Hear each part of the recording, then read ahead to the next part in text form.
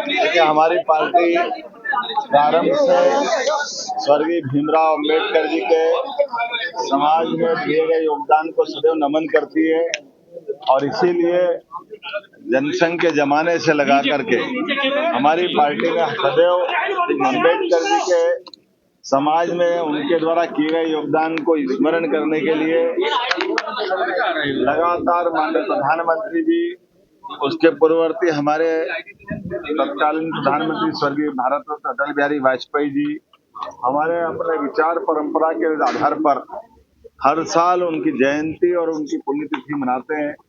इतना ही नहीं, उनके 5 तीर्थ जिनके आधार पर डॉक्टर भीमराव अंबेडकर जी का जहाँ जन्म हुआ, वो महू में भी उनका पहली बार स्मारक बना करके हमारी तत्कालीन प्रधानमंत्री के साथ साथ हमारे अटल जी के साथ हमारे मुख्यमंत्री उस समय के भारतीय जनता पार्टी के, उनने महू में वो स्मारक बनाया।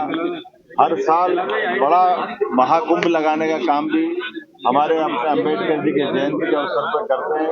मुझे इस बात का संतोष है कि यहाँ ग्वालियर में भी अम्बेडकर जी के स्मारक का ये भव्य स्थान है, जिसमें सेकंड चरण का काम का मैं जल्दी भूमि पूजन करने वापस आने वाला हूँ। और कांग्रेस ने सदैव बाबा साहब की आत्मा को दुखाया। जीते जी बाबा साहब के साथ झूठ बोलकर छल किया गया। उनको उनकी योग्यता के हिसाब से मंत्रिमंडल के अंदर तत्कालीन प्रधानमंत्री श्रीमान नेहरू जी ने जवाबदारी नहीं दी और उससे आगे बढ़ते हुए जब वो उनके संविधान के आधार पर चुने हुए चुनाव में आना चाहते थे, तो कांग्रेस ने उनको लगातार चुनाव हराने का प्रयास किया।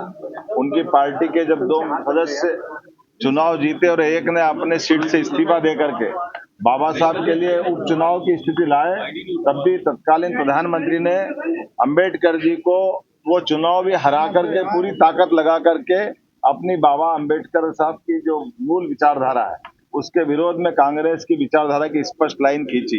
इतना ही नहीं, बाबा साहब ने अपने जीवन में जो दिल्ली के अंदर योगदान दिया है वो किसी से छिपा नहीं, संविधान से लगा करके पार्लियामेंट तक।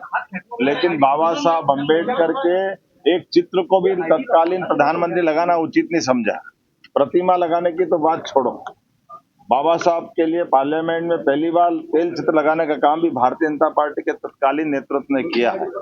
बाबा साहब जी जीते जी परेशान रहे, कांग्रेस ने सदैव दुख दिया और जब शरीर छूटा तो बाबा साहब अंबेडकर जी का दाह संस्कार के लिए भी दिल्ली में जगह तत्कालीन कांग्रेस के प्रधानमंत्री और सरकार ने नहीं दी। उतना ही नहीं, बाबा साहब अंबेडकर के पार्थिव शरीर को लेकर के उनकी चैत्य भूमि जब बंबई ले गए तो विमान के आने जाने का खर्चा भी सरकार ने उनकी पत्नी से लिया है। इससे बड़ा निंदनीय काम क्या होगा। कांग्रेस का दोहरा चरित्र सदैव सामने आता है। कांग्रेस हमेशा अपने वोट बैंक के लिए बाद में बदलती है। जैसे कि आपातकाल का पाप कांग्रेस के सिर पे था, जब उनने संविधान की एक तरह से हत्या करते हुए कोर्ट ने उनको निवार किया, कोर्ट ने उनका चुनाव अवैध घोषित किया, बदले में उनने देश को आपातकाल दिया। अंबेडकर जी के इस स्मारक स्थल पर आकर के मुझे इस बात की प्रसन्नता, थोड़े दिन पहले ही हमने डॉक्टर भीमराव अंबेडकर अभयारण्य पार्क का नामकरण किया जो सागर में बनने वाला है। डॉक्टर भीमराव अंबेडकर जी के माध्यम से कई सारी योजनाएं, पंचतीर्थ तो है ही, जहाँ भगवान बुद्ध के स्मरण के आधार पर सांची से हम अंबेडकर जी को जोड़ते हैं। तो हमने बौद्ध यूनिवर्सिटी बनाने का काम किया, दुनिया भर के बौद्ध लोगों को मध्य प्रदेश से जोड़ने का अवसर दिया। बाबा साहब अंबेडकर के आधार पर बच्चों को, मेधावी विद्यार्थियों को छात्रवृत्ति, उनके पढ़ने की, उनकी कोचिंग की, उनके जीवन में बदलाव की, इसी प्रकार से विश्वविद्यालय डॉक्टर भीमराव अंबेडकर विश्वविद्यालय महू में बाबा साहब के जन्म स्थल पर बनाने का काम भी हमारी सरकार ने किया।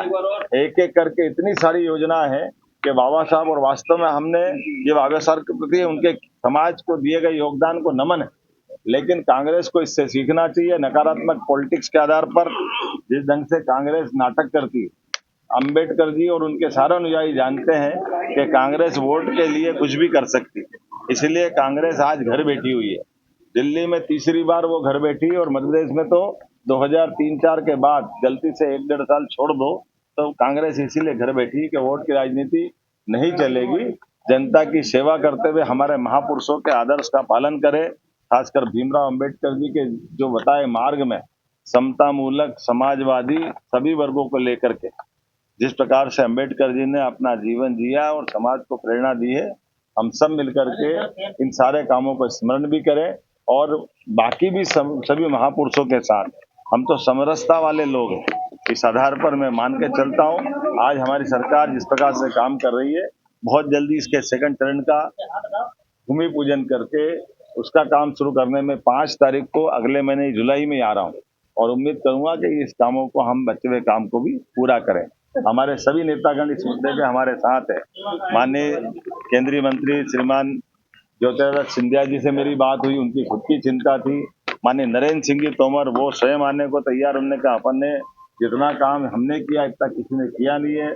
हमारे अपने सारे नेता केंद्रीय और राष्ट्रीय प्रदेश के सारे नेताओं के साथ आज मैं यहाँ के हमारे सांसद भारत सिंह कुशवाहा जी, माननीय मंत्री हमारे वेदल सिंह कंसाना जी, यहाँ की पूर्व विधायक पूर्व मंत्री इमरती जी, हम सब मिलकर के यहाँ के अच्छे काम के आधार पर बाबा साहब की ये इमेज भी बताएंगे।